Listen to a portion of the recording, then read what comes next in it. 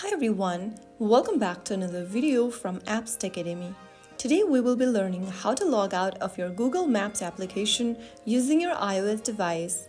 To log out of Google Maps on iOS, first of all, launch open the Google Maps application on your iPhone or your iPad.